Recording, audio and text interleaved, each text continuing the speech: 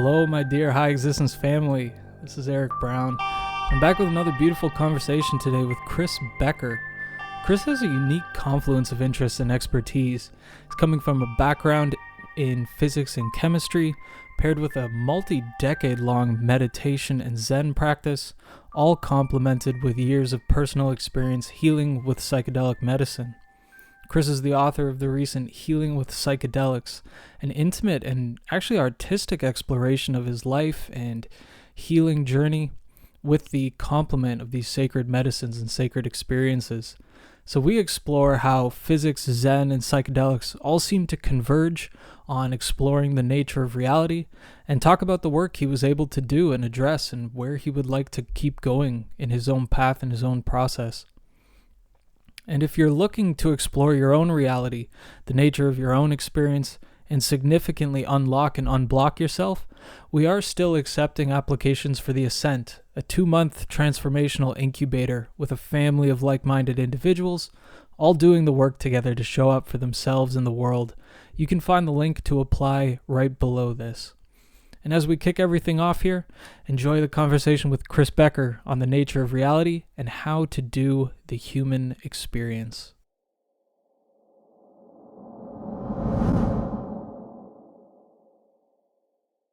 Well, welcome back, everybody. My name is Eric Brown, and I'm here with Chris Becker. Chris, thank you for joining us. A pleasure. Thanks for having me, Eric.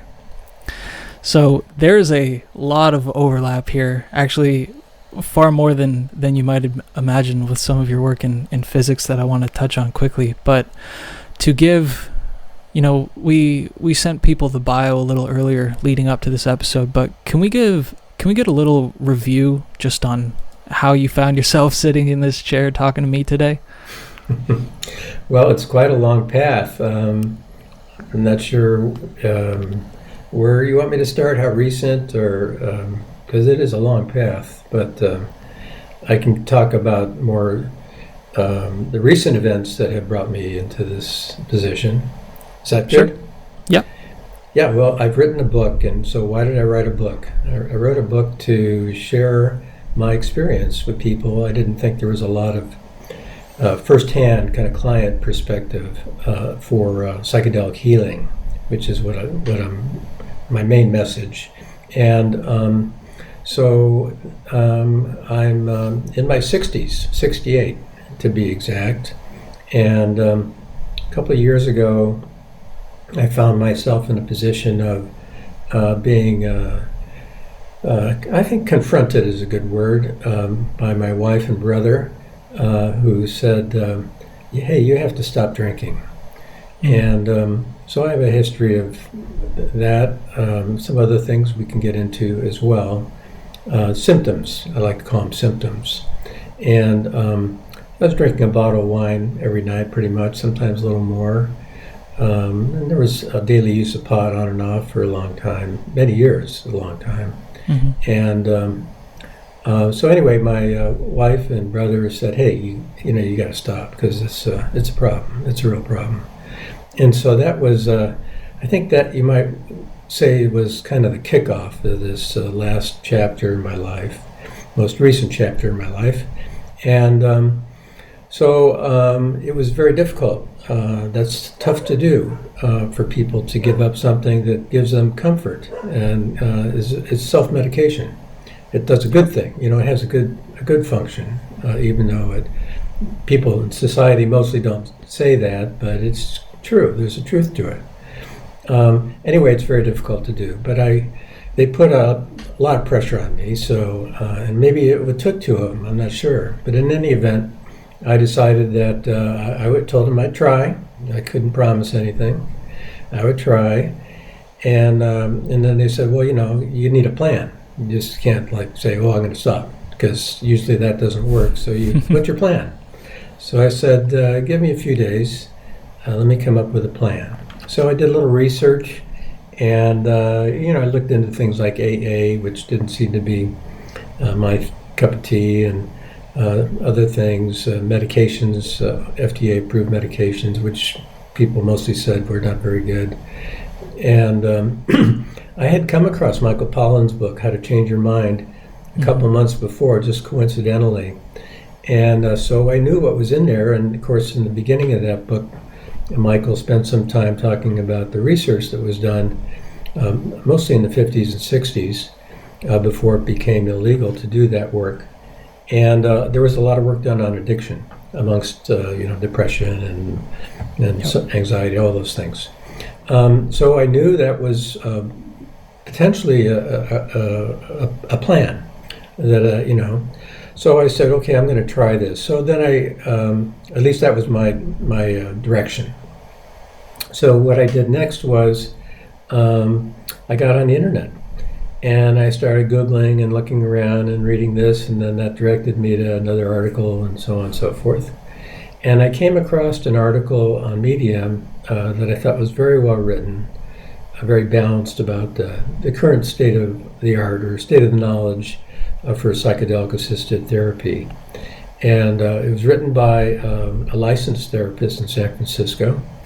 And I was impressed with, like I said, with the article, and I thought, and the other thing is that article, from there I went to his website, his professional website, and I learned that he had spent a couple of years in Peru at an ayahuasca retreat, being sort of an assistant shaman. So he was licensed, very well trained here in the Western psychotherapy, and also had this experience in Peru. So he looked like the guy I wanted to talk to. So I contacted him and asked him if I could come in for therapy with him. And he said, okay. So I hope that this is getting a little bit long, but I hope if it's okay, you can always cut me off. But this is the path that brought me to the chair today. So I went in there and I said, I'm here to maintain abstinence. That was my goal. And and I said, I'd read Michael Pollan's book and I read your website, and this all looks good. I want to try psychedelic assisted therapy. And he said, let's just go a little slower. Let's just do talk therapy and get to know each other. And so, pump the brakes a little bit here, and we'll just do that for a while. So I said, okay, I trusted the guy. So, okay, let's not rush. And so we did just basically talk therapy, did some dream work, and he's very skilled. And it didn't take that long, but, a few months. And then he said, okay, we can do some psychedelic assisted therapy, but I don't do it in the U.S. That's not, I'm above ground. But I know some people, and I'll give you a name, and you can go from there. So he did, and I contacted this person in the Bay Area, and who is also trained as a therapist as well. He's not just a medicine guy. And although he knows medicine work very well trained. I mean, the people in this kind of community, I think I want to mention early on, or I might forget, typically they're trained at least for a couple of years before they see clients. This is not like, you put up your shingle and I'm a shaman, and, kind of thing.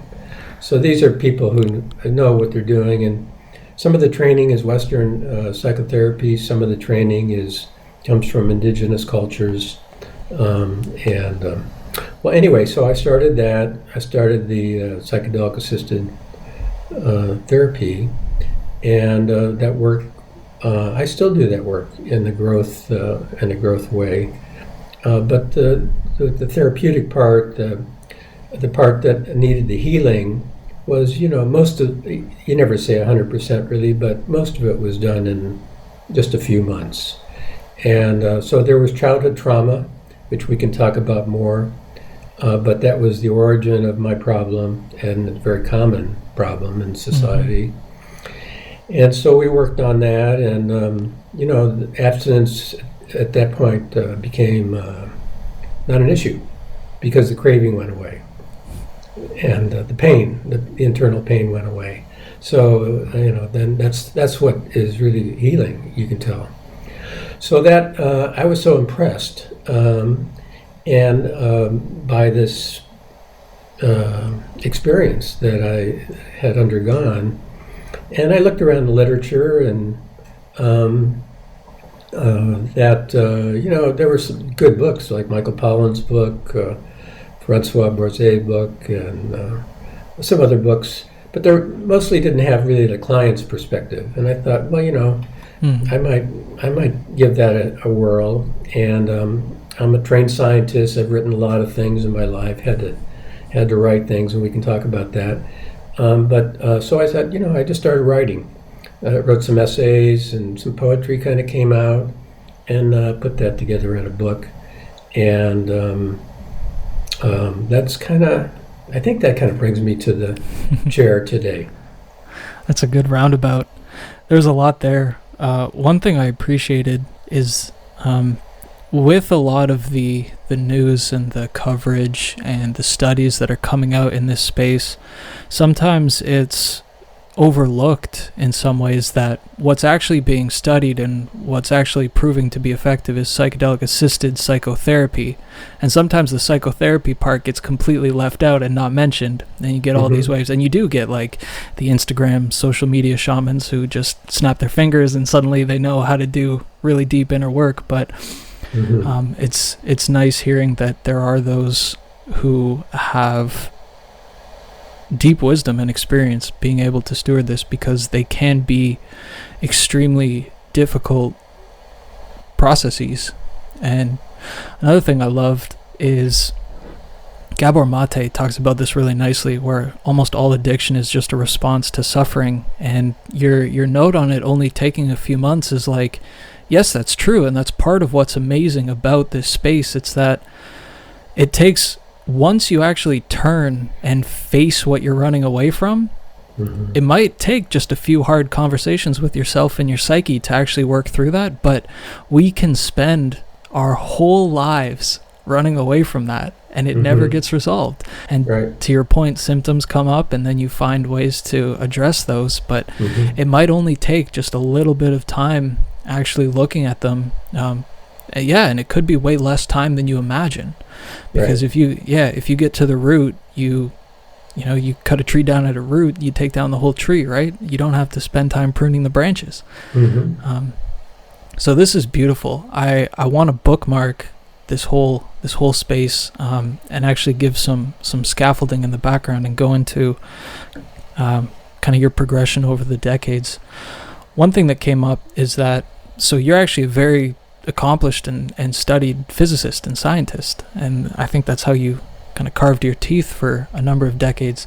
And I almost want to include this just because I think it'll be almost just a fun point of knowledge for the audience, but something we overlap on is actually having some involvement with mass spectrometry. Is that right? I know that's a little odd, but it's just interesting. Yeah, I was working right out of school. I was working for a startup that was trying to basically miniaturize them and put them in a cup so that you could scan the nutritional content of what you drank, so that you could tackle sugars and proteins and stuff. Could you actually just speak to what that is and what it does? Sure. Well, I am a card-carrying mass spectrometrist, and I've spent decades in that field, and mostly in its applications, although I did do some work in actual, at some point, especially early in my life, I designed and built some mass spectrometers. Okay, for your audience who's not so familiar, so mass spectrometry is a scientific approach to weigh molecules. How much do they weigh? You get on the bathroom scale, how much do I weigh? Or you weigh your groceries, I have 3 pounds of potatoes or whatever. This is a method to weigh molecules. And the molecules can be anything from very small, maybe an oxygen molecule, or it could be very big, maybe an antibody. And some people even do bigger things, but most of the work is somewhere in between those two. And it's an extremely valuable tool, one of many tools in the scientific portfolio, but a very important one. because it can provide a wealth of information that's difficult to obtain otherwise. It's a quantitative tool, and also it just reveals things, that is extremely useful. I mean, I can remember I was a UC Berkeley graduate student, and George Pimentel was a faculty member there, and he built a mass spectrometer that went to, I think it was Mars or Venus. I can't remember now which. It was the first mass spectrometer that flew in space. Mm-hmm. And, it was really important, like, what's in this atmosphere? And so that was a kind of a fun thing, but to remember just now. But the more recent work I've done is with proteins. Mm-hmm. But I've done work with DNA, a lot of work with DNA. And then earlier in my career, more inorganic materials, surfaces like semiconductor surfaces and polymer surfaces. And so I've done quite a few things, but the mass spectrometry is a wonderful tool, and it's a great coincidence, Eric. I'm so happy to know that we share that in common. Yeah, it was funny. It's actually beautiful that there's I had no idea about actually sending it to space and kind of measuring what's in space, but another way this comes into people's lives is like, how do you think they make nutrition labels on like your peanut butter, right? Mm-hmm. Like those things come from this, and yeah, it's just interesting. It's cool to see how the world works. But I lay that foundation to bridge into the fact that you have also, and continue to be, I believe, a practicing Buddhist. You've been practicing Buddhism for a number of decades, and this actually seems to be more common than some realize, this convergence of physicists going to and practicing Buddhism. Like I've seen it in a number. David Chapman, who writes the Meaningness blog, also comes to mind as just a very well-trained scientist who also just gravitated straight to Buddhism and studied that. Mm-hmm. And I wonder, like, what drew you in that direction? Was there an original appeal? Was there overlap? Was there could those two fields, physics and Buddhism, be complementary to each other? Right. That's a big question. Let's see, I'll just have to tell you my stream of consciousness, so what comes to mind.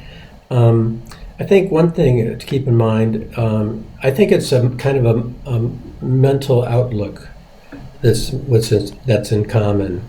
If you think about science as a study of nature, a lot of people who don't like science, or they don't know much about science, they think it's kind of, I don't know what they think, but maybe it's weird, or maybe people are a little bit uptight who do that, or a little dorky or whatever. But science is just a study of nature, and that's the beautiful part of the science. And Buddhism basically is a study of the mind, and but it's also our nature. And some would say the nature of reality, consciousness itself. And so Buddhism is also a study of nature. And it's mostly, like I said, the study of the mind and, how the world works too, and consciousness. So they're both the study of nature. So they have that commonality. And I think that speaks to the fact that it's kind of a mental outlook of wonder. We're here in the world, and how did we get here? How did I get in this body? Why am I here now? Nobody has these kind of simple answers, but still it brings one to a sense of wonder. And so both those fields are like really just kind of keeping your eyes open and trying to figure out as much as you can, and being open to whatever the world wants to tell you.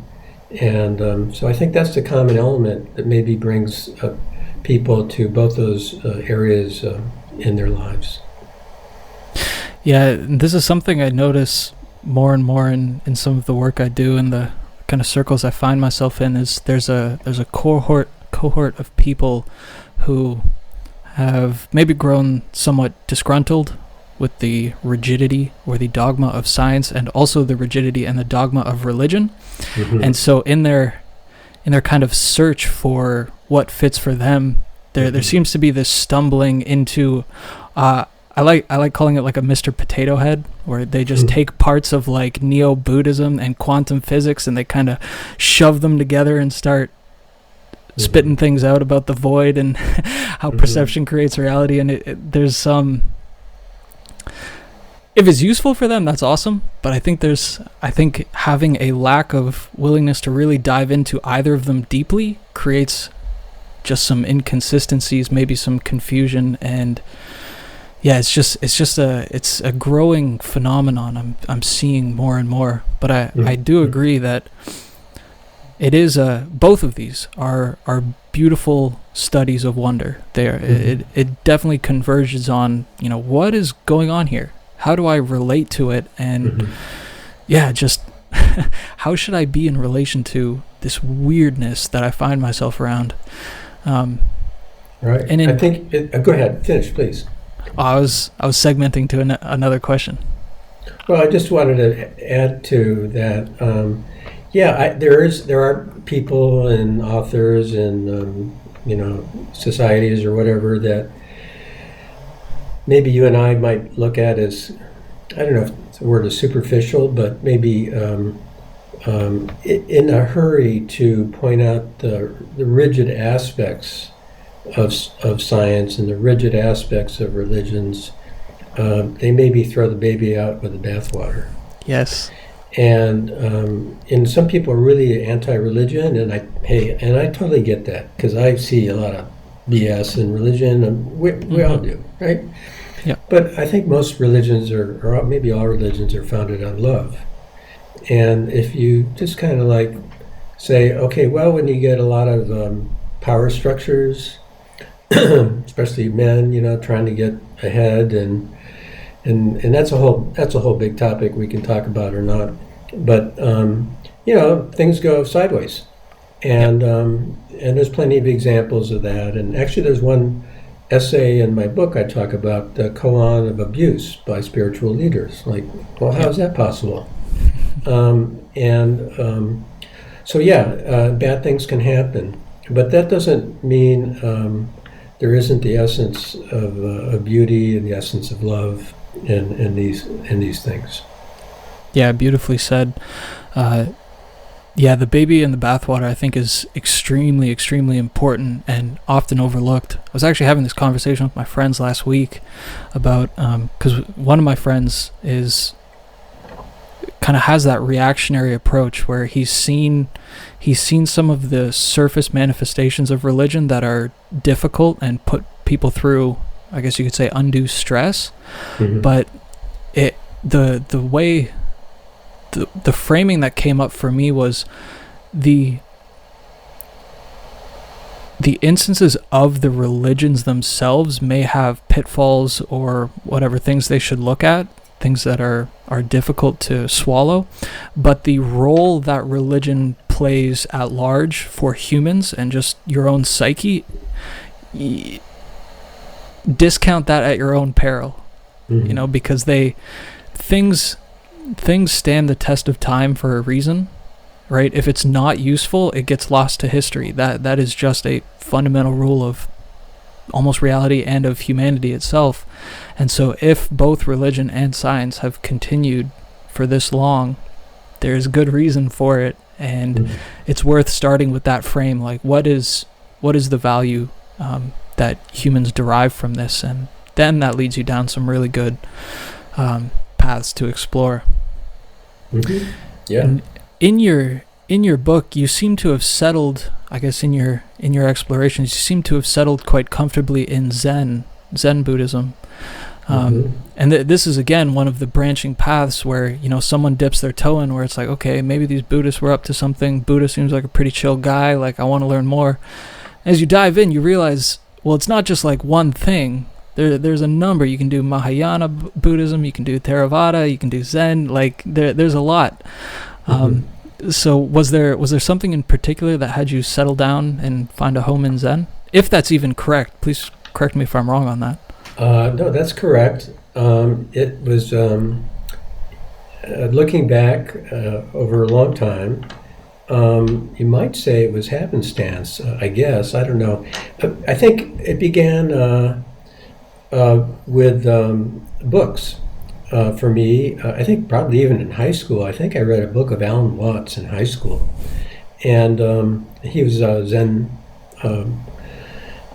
promoter, I guess you could say, explainer, and a very articulate guy, and drank himself to death. And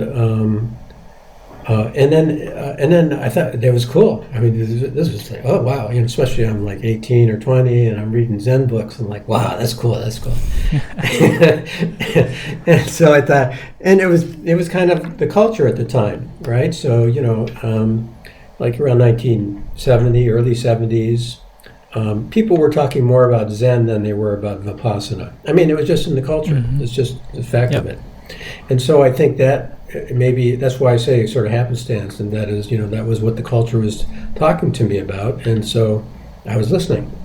And then there was, but it took a while before I was even brave enough to go to a Zen center and talk to a Zen master, and well, that might be kind of scary. So I think I was probably, I don't know, let's see, 24-ish or so before, I had read quite a number of books, and before I actually decided to go see a real person about this. And so, so then I sought out Zen. I think it was because really the culture was pushing me in that direction. It was interesting. And Zen is fine. Zen just means meditation, right? So, and I learned a lot with those people, with different teachers, and so that's kind of how I went down that path. But I have a lot of respect for Vipassana, for example. When some people say, I want to start learning how to meditate, should I do Vipassana or Zen? I don't say, oh, you got to do Zen. I don't say that. Yeah. I actually probably say it depends on where you are and who the people are that you might be able to meet. I think Vipassana tends to be softer and easier, more gentle, let me put it that way. And that's a good thing, especially for young people, especially for beginners. So I might push them a little bit in that direction, but I wouldn't push them away from Zen. But if I had a chance to talk to them at length, I might paint a more complete picture, at least from my perspective, on what one does a little differently than the others. So those are the two main Buddhist meditation schools that I'm aware of, but there are others. Yeah, there seems to be something, so much of North American ideals seem to come back to this freedom of the individual, your individual sovereignty and your individual capacity. And great Zen masters, sages, whatever you'd like to call them, seem to have this just unparalleled freedom. Like they just are untouchable by anything. And I think that sparks some of the appeal, right? Because if I'm going to take this sovereignty thing seriously, I may as well go to the people I can see as being just world class at it. And certainly the Zen schools seem to do a good job there. Yeah. And in our early conversation, kind of email correspondence with Stephen, there was a note in there of being able to speak to the shortcomings of both Zen and meditation as a scientist and a meditator. Does anything come up there? Well, the science, I think let's talk about meditation. I think the science is, it can be good, I think it's a simpler case as long as you keep your eyes open, work for a good company or a good university, do good research and whatever. I think it's easier to do good things in science. You can do bad things, but I think it's an easier path. I think the meditation is the one that I'd like to focus on a little bit more as a meditator. And the meditation is a kind of a loaded word in some ways. It's like people say, "Oh, you got to meditate. And meditation's so good," and people say the most wonderful things about it. But a lot of people try it and like this doesn't work for me, and this is like wasting my time. Or even if they don't articulate it, they fall out of the practice. They they didn't do it today, and then they don't do it tomorrow, and then pretty soon they're just not doing it. And it's so hard, at least in my experience.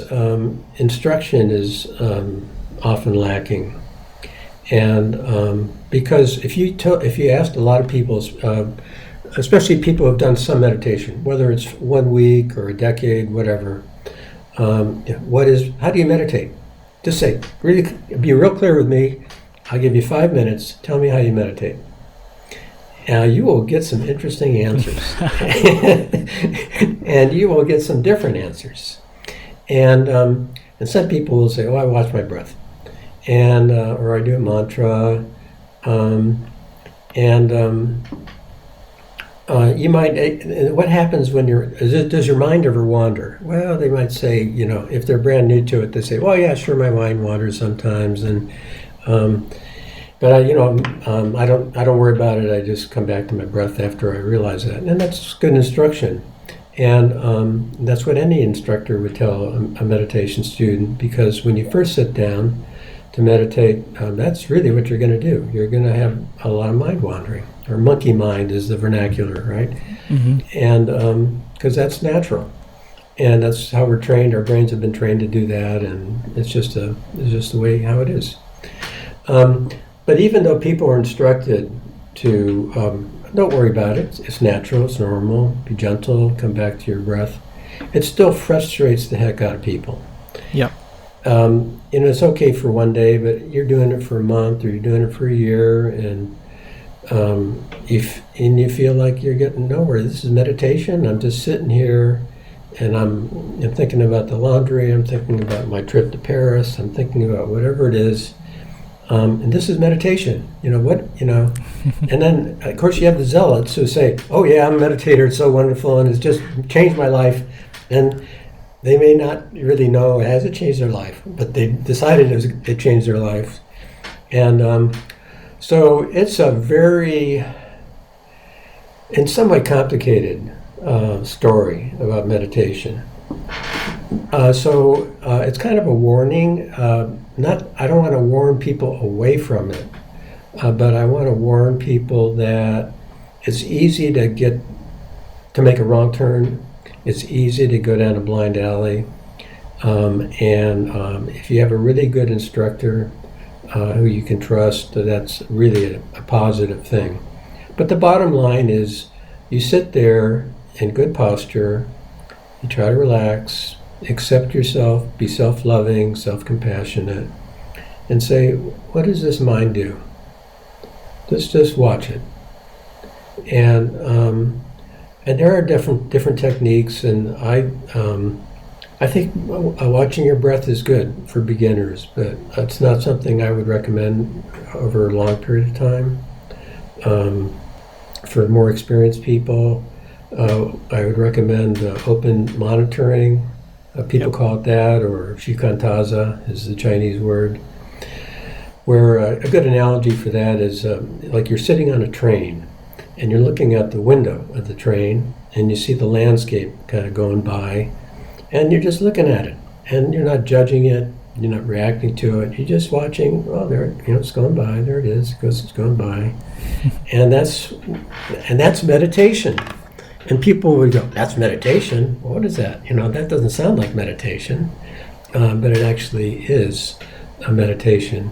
It's basically observing, not reacting, and getting really comfortable in that place. And it's easy to say, and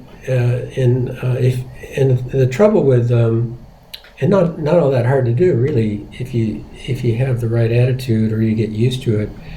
But I think part of the problem is people get frustrated. They get frustrated with the mind wandering, even if their instructor says, oh, it's okay, it's normal, don't worry, it's all good, just come back to your breath, it's because they don't listen to that instruction. I mean, they hear it and then they forget it, because after a while, what they do is, because their mind has already been formed, usually by early childhood experiences, to be self-judging. And I'm not good enough, I can't do this, I should be in a better place, I should be able to do, lots of self-judging, sometimes even some self-hate, or a lot of self-criticism. And these things color or organize our experiences. And that's, of course, where things like addiction and anxiety and depression come in too, and maybe we can talk about that. But it manifests itself in meditation in this way, that people get frustrated about their thinking, and then then the mind is in a turmoil, and it also becomes unpleasant, because these thoughts, these feelings, are self-criticism. They're hurtful.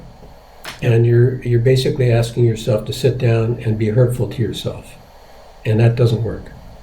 And that's why so many people leave meditation. And so a good instructor will be able to cut through that for you and teach you that that's normal.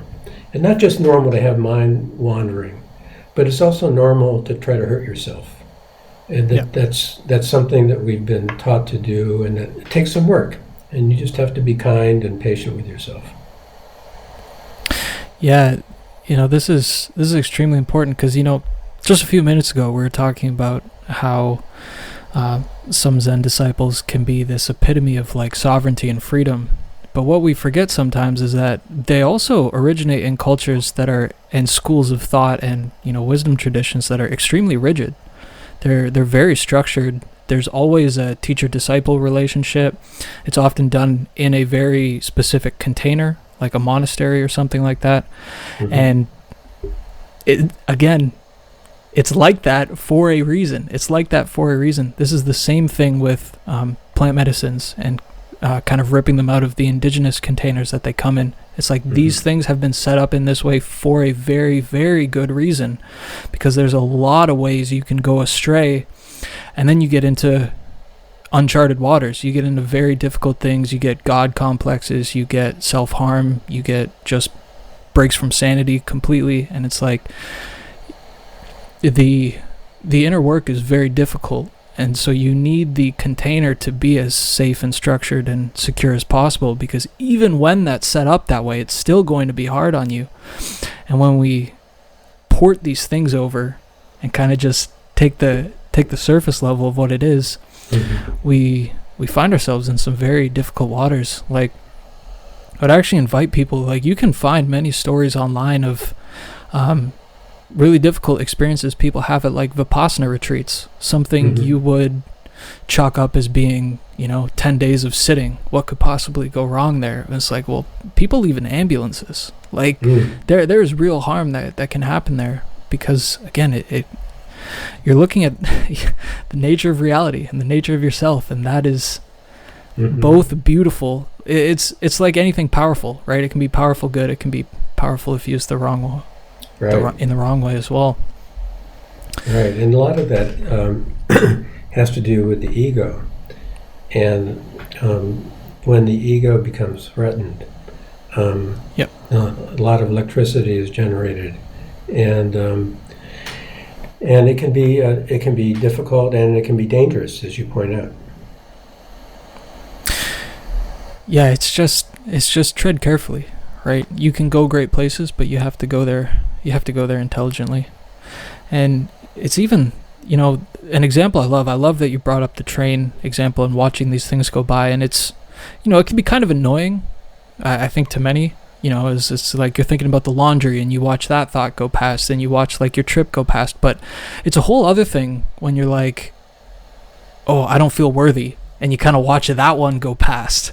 Or it's like, do I owe anything to my parents? And you watch that one go past, and it's like, oh, now things are getting really fishy, because technically it should all just go right past you, but some are way easier to let go just by the river than others. And yeah, when you start letting go of things like that, it gets really intense.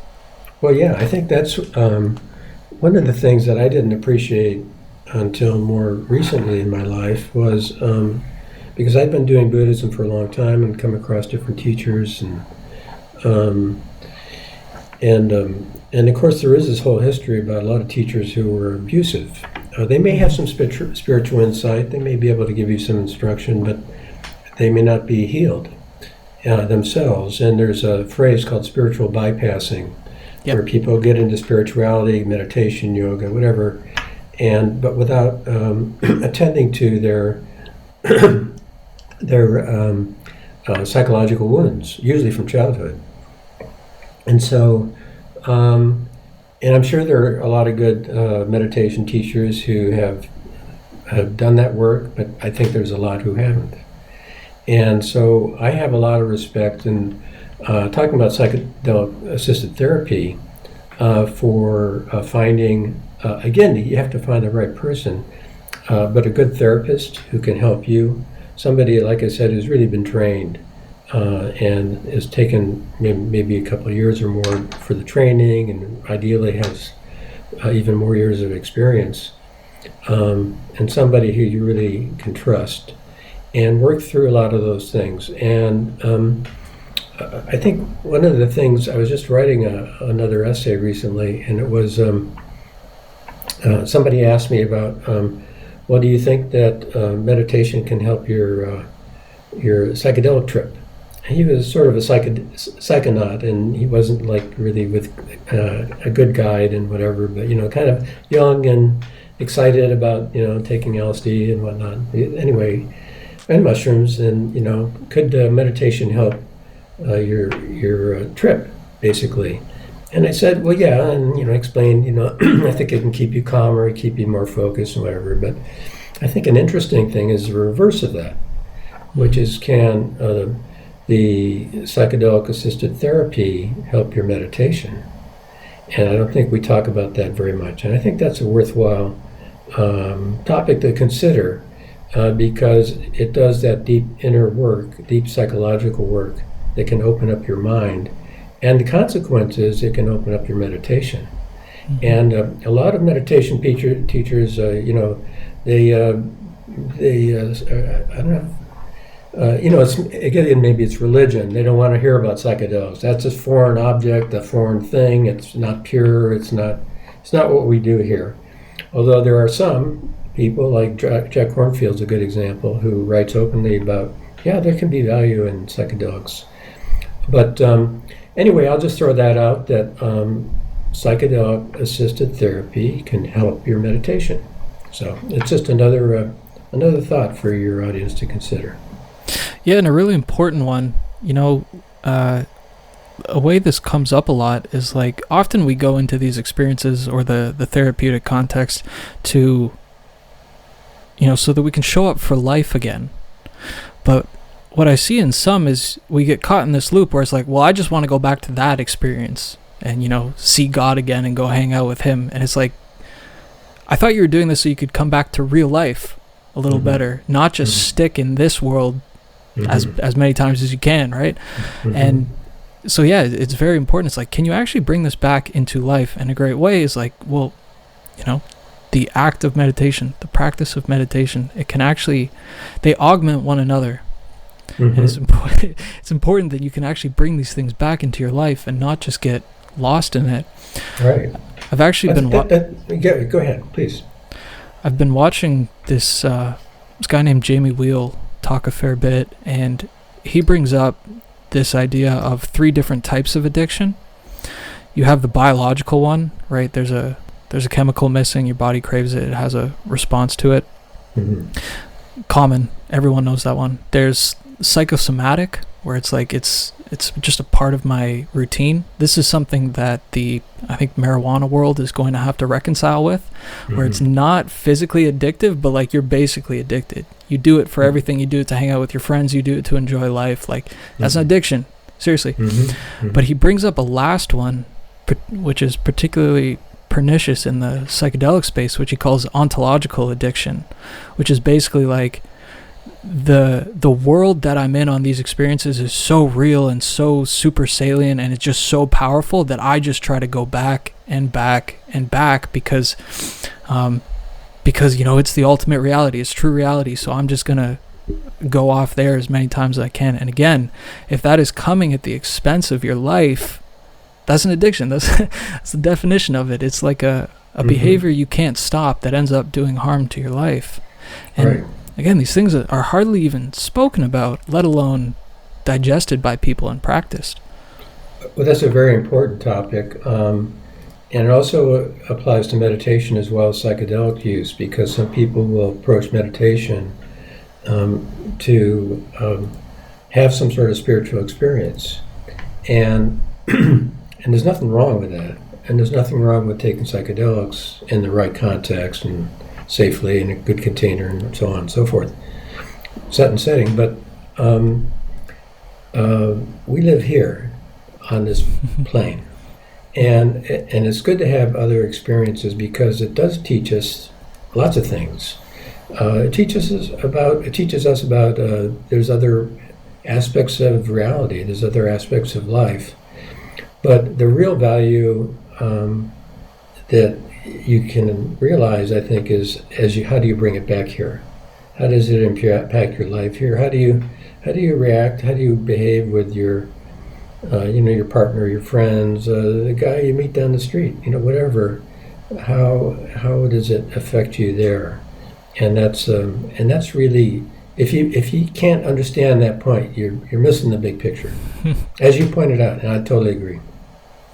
Yeah, we've had a guy named Jules Evans on twice. My partner John has spoken to him, and he summed it up very nicely. He was like, look, if these experiences aren't making you kinder or wiser, like you go watch a movie, right? You're just entertaining yourself at that point, and using this kind of facade to present it like some bigger and greater work.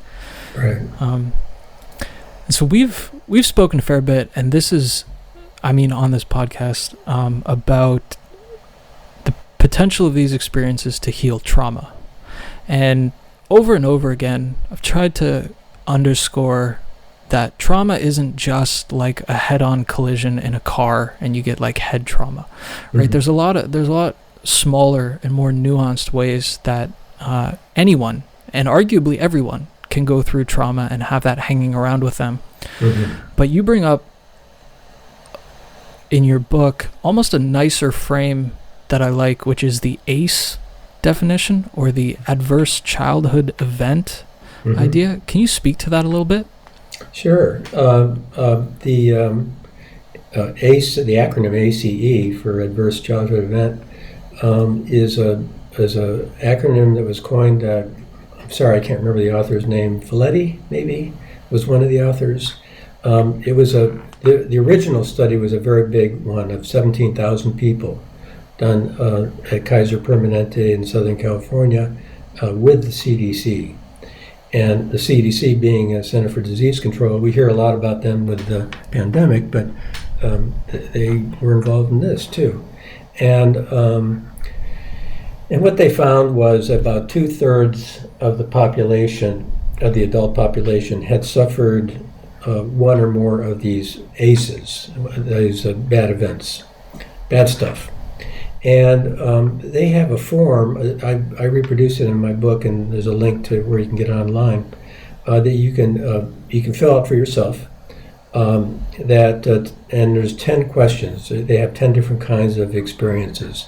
And like you said, they can be really terrible. Beatings, deprivation of food and shelter, sexual abuse.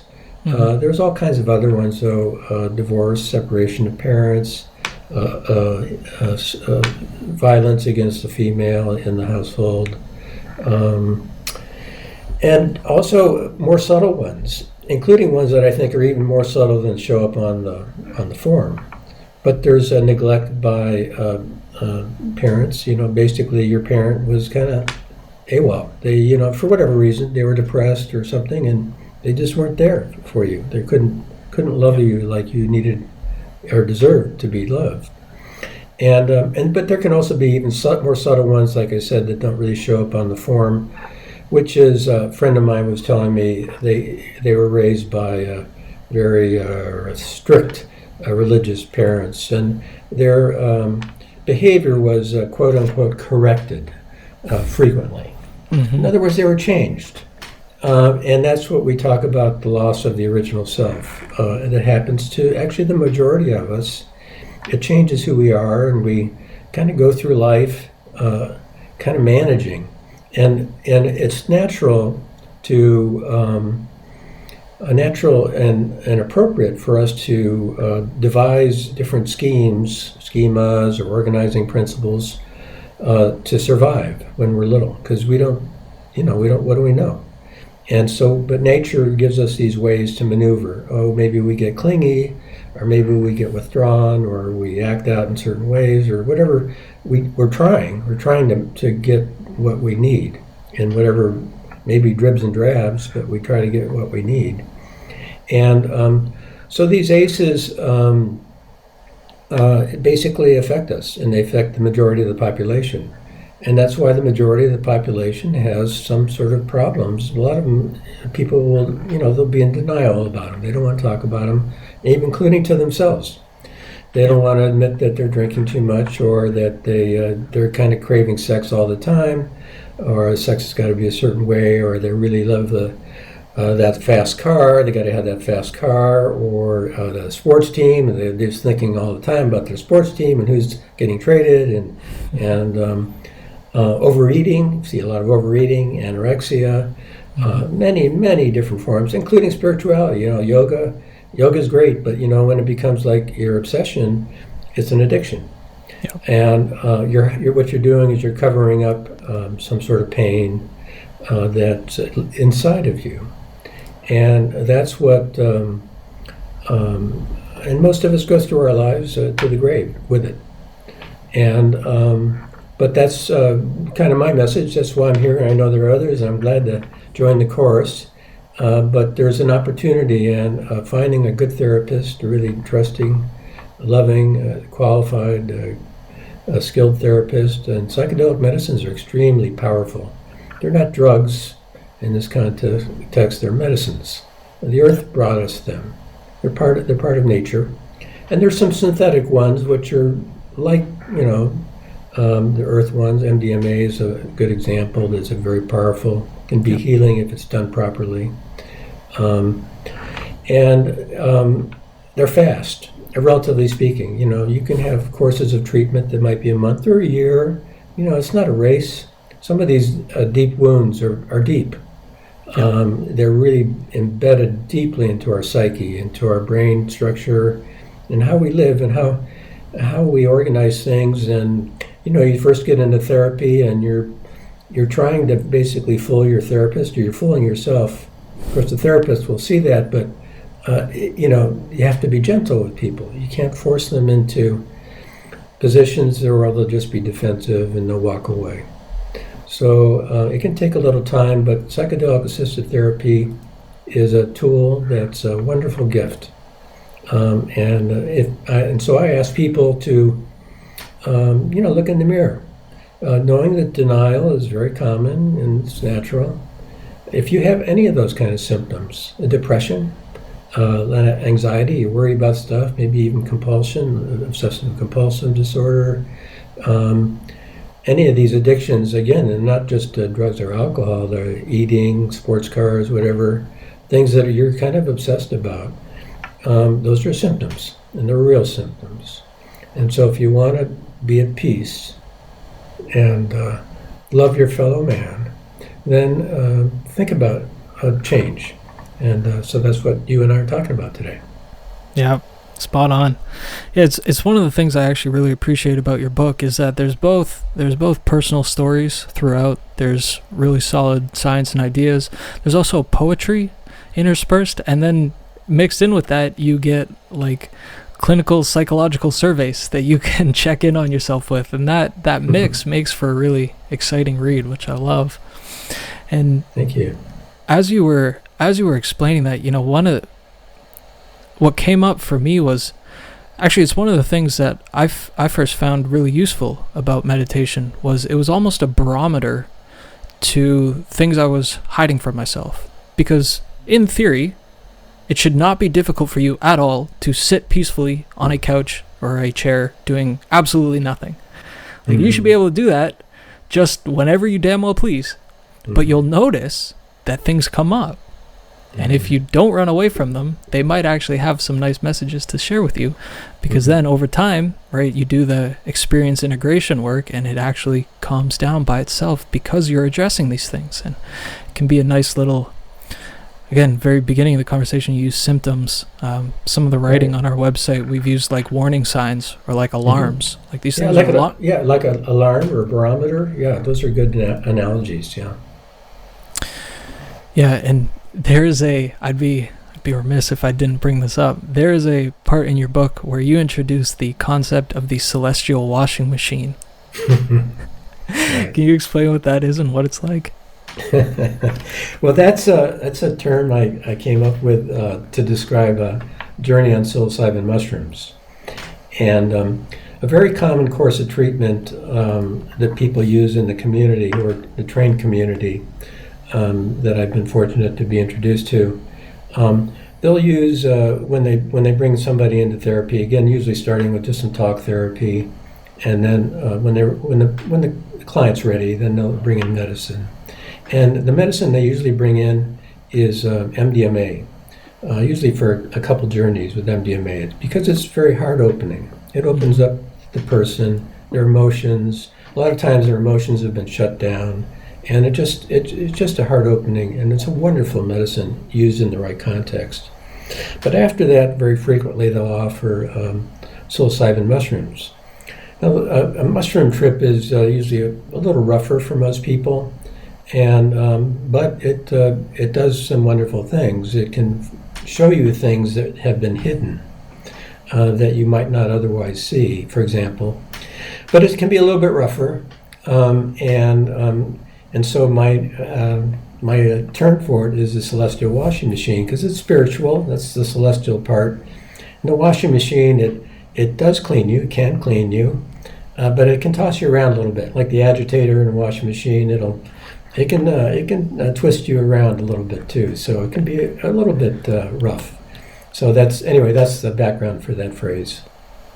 Yeah, it was hilarious. As I read that, what came up was if you've ever put a pair of shoes in a washing machine and they've been loose, you just hear tum tum tum tum tum as they go around, and it's like, yeah, I know this is gonna make me cleaner, I know this is gonna help, but like, god damn, it's banging me around a little bit.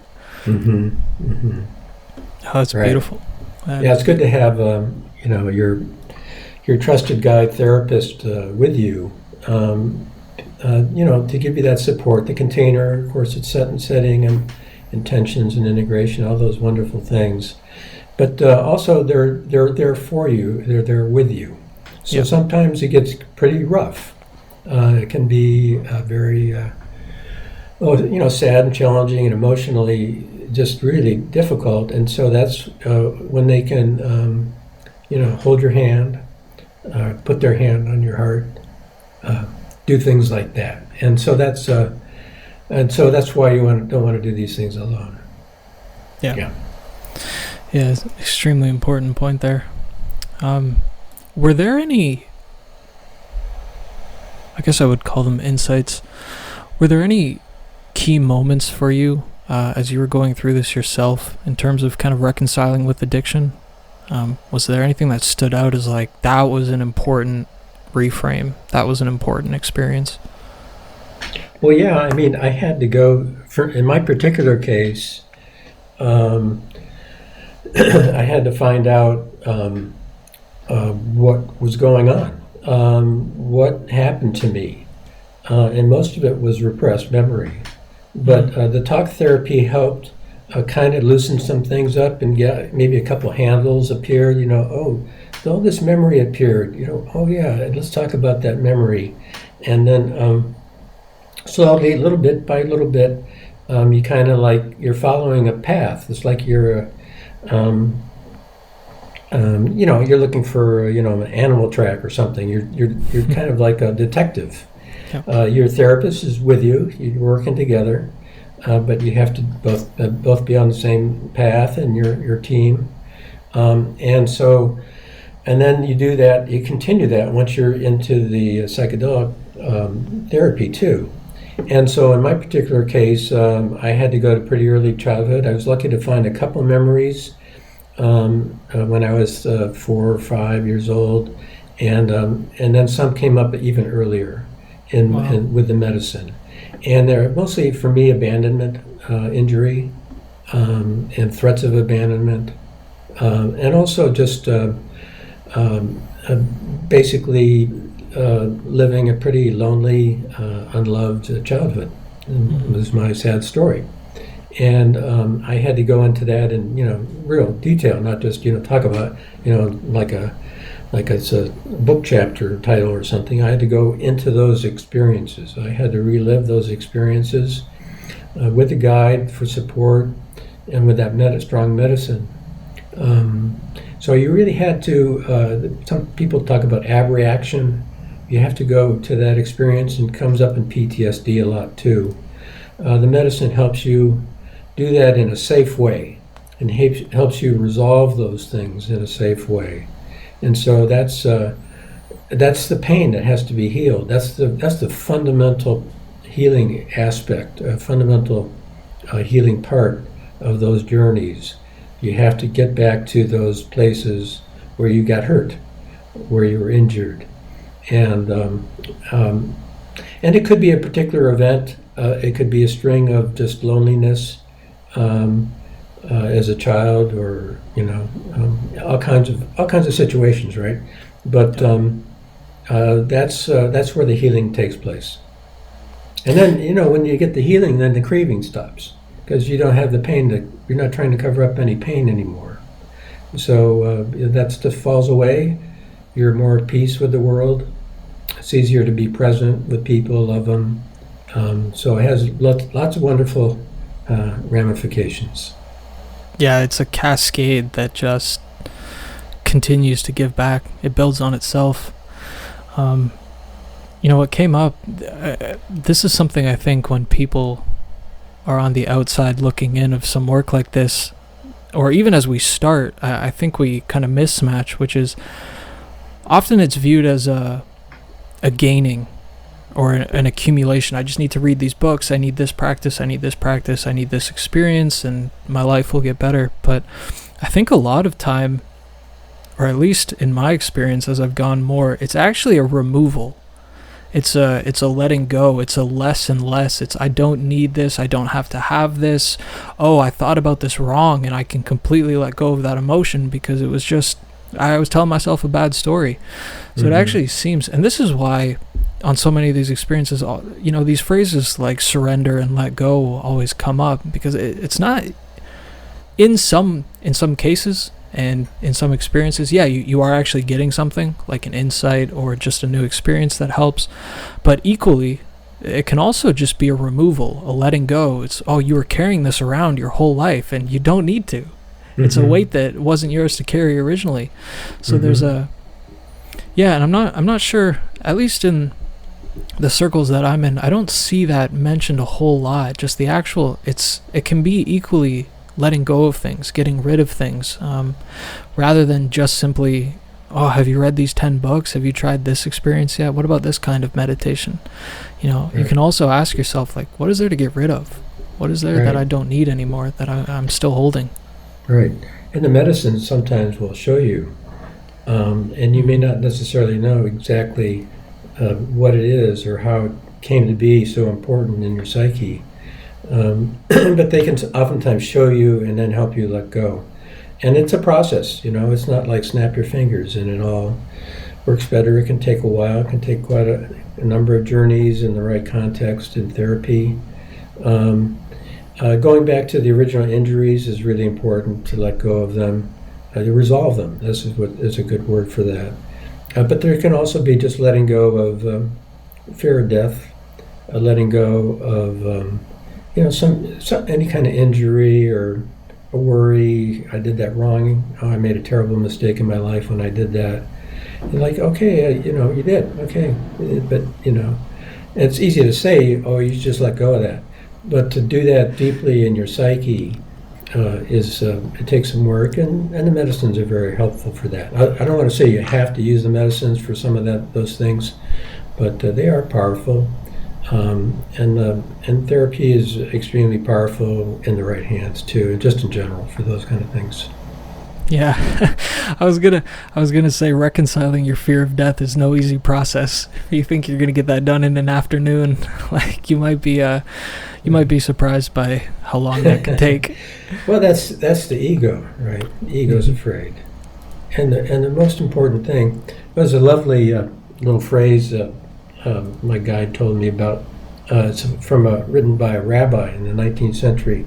Came back from one of his mystical journeys. He said, the whole world is a very narrow bridge, and the most important thing is to have no fear at all. Mm. And that's easy to say. And it's just a very deep little phrase or little poem, if you will. What does he mean by a narrow bridge? And that's a spiritual statement. And if you're a materialist, it doesn't resonate. It's a spiritual statement, and the no fear. I mean, that's what the Buddhists talk about. You know, if you read the Heart Sutra, for your friends out there who know the Heart Sutra, that's really what the Heart Sutra is about. Without any hindrances, no fears exist. And what are those hindrances? Well, the hindrances are the ego, and all the thoughts and the feelings and on the connections of the ego that has to be protected. But it's impossible to protect the ego. First of all, it doesn't really exist. And the body is made to come and go. That's what it is. So it's impossible to protect it. So, but just to say it intellectually is, doesn't get you anywhere. Yeah. It has to be a very deep thing to let go of the ego, realize it's a creation of thought. But you have to get it it has to be in your bones, so that you lose the fear. So the fear goes away, and life becomes peaceful without the fear. Yeah, and again, to me, this just underscores why it can be like a letting go process, because it's not that you're reading books to accumulate knowledge, right? Talk is cheap. It's very easy to say these things, very, very easy to say these things, but it has to be a felt experience, right? Mm-hmm. Safe. It's easy to say I'm safe. I could say that all day, but to actually feel safe in every moment with different people and different experiences is way different. Mm-hmm. But that is the thing. That is the thing that will help the healing. That is the thing that will help you move forward. So it's like, yeah, insofar as something moves you towards that actual visceral feeling of it, that is a thread you should pull on. Mm-hmm. Right. Absolutely. So I have two final questions I want to touch on here. Am I right in my notes here? Am I right that you've had experiences both in your 20s and in your 60s with psychedelics? Yeah.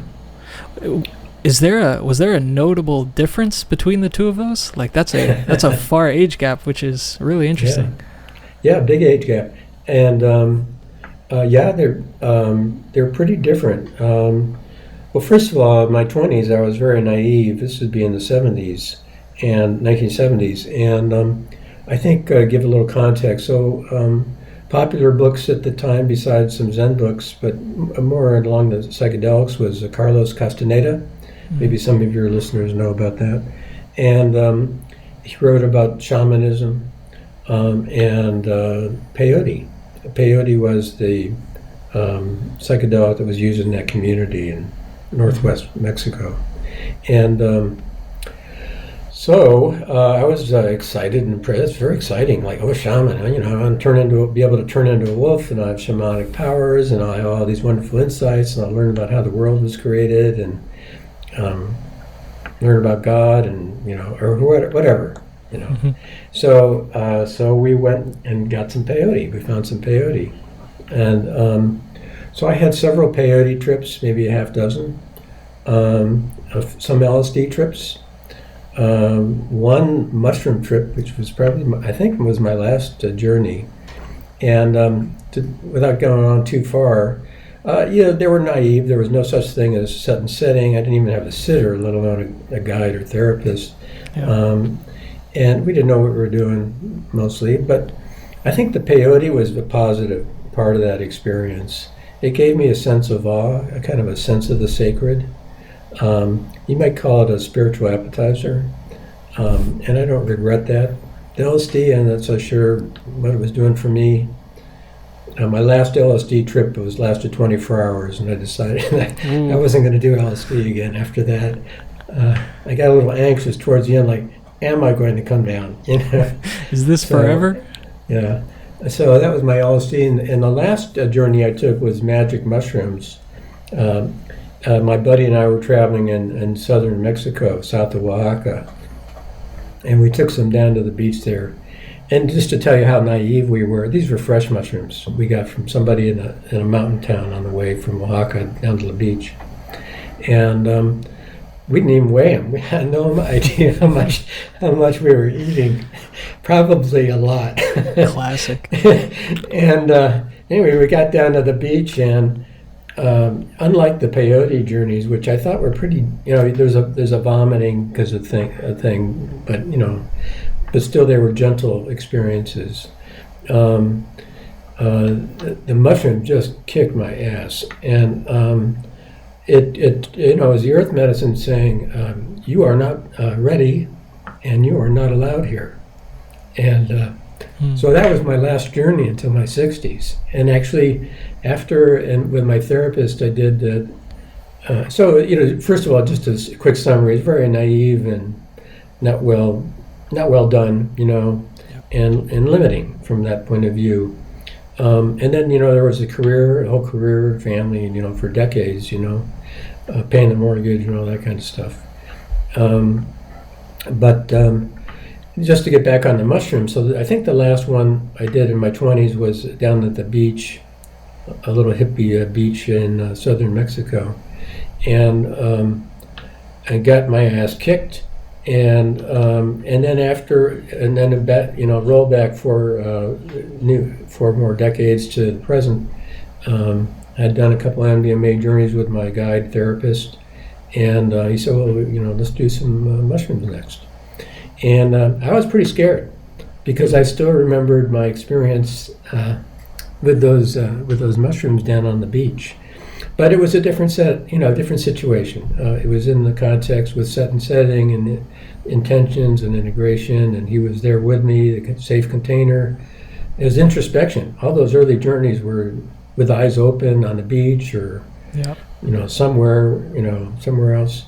All the new journeys are all with eye shades on, with introspection in a safe place, safe container. So it was fine. It wasn't easy. Some of those mushroom journeys were difficult, to put it shortly, but they were still they were medicine, and they were healing experiences. So very different set times too. The world has learned a lot more, but there's a lot of young people who hey, let's drop some acid and go to the beach, and okay, go for it if that's what you want to do, or we're going to go to the concert. We're going to take some MDMA or some mushrooms. We're going to go to the concert. Try to be careful. I can't tell you not to do it. No, I'm not going to try to. But they're different kind of experiences, really. And I'm glad for the new ones. And I should kind of shake my head thinking about the early ones. But the peyote does stand out as that giving me a sense of the sacred. Yeah, I love that spiritual appetizer note. That's actually, I'm going to steal that. That's a good one.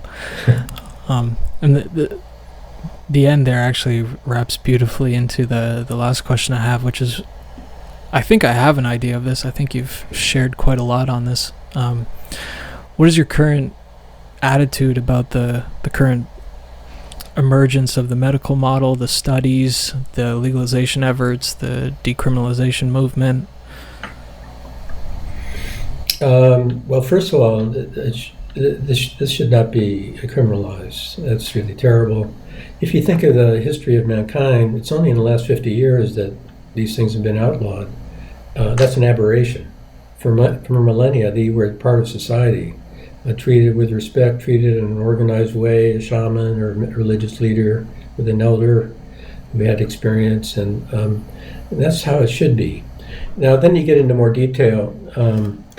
I do worry about legalization yet because of our capitalist society, and that could be exploited and can hurt people. So, I don't want people in jail. That's absolutely for sure. So, like the first step is kind of decriminalization. Legalization, okay, within the medical model because it's more constrained. So, for example, Oregon's initiative, what MAPS is doing with PTSD and MDMA. Those, and then you can get into real detail. Those medical model, like FDA-approved studies, they can be very good, and I'm all for them.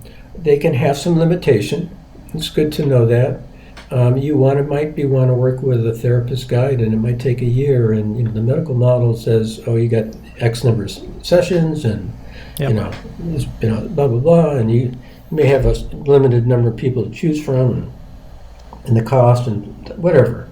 But they're on the whole good, and they can be on the whole very helpful. So I want to speak positively for them, and in general, very positively to decriminalization.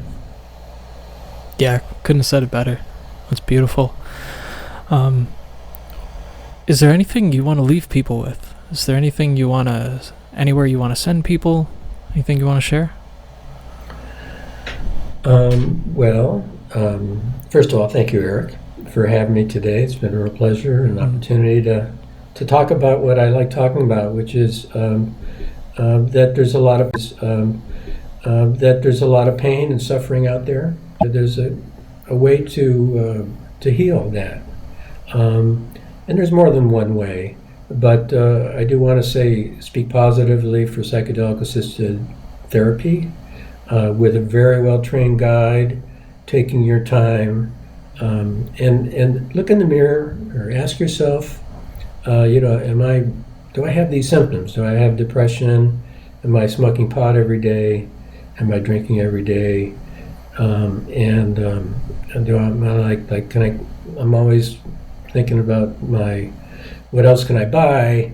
I'm going shopping all the time. I'm overeating or anorexic. There's all kinds of these symptoms. If you have these symptoms, then just be honest with yourself. Life is short, and don't take as long as I did to figure it out. And actually, I had my wife and brother kick my ass to do anything about it. Be smarter than I am, and take the opportunity yourself. And when you're younger than I am too, for most of your listeners, that's great. So you can have more time to enjoy life in a peaceful way, love people, help society, and I'd be delighted if you did that. Beautifully said. Beautifully said. Well, thank you. I'm going to have your book, some additional notes, some of the things we mentioned here in the show notes below. With all of that said, thank you, everybody, and we will catch you on the next one.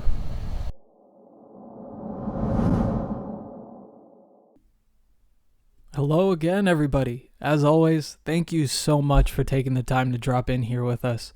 Chris is a unique human, and it was beautiful to share in his process and his healing journey there. And as I mentioned before, if you're feeling called to shake things up yourself and embark on your own hero's journey, you can apply for the Ascent and begin to rethink and reimagine what's possible for you in your own life. Until next time, be strong, love deeply, and I'll talk to you again very soon.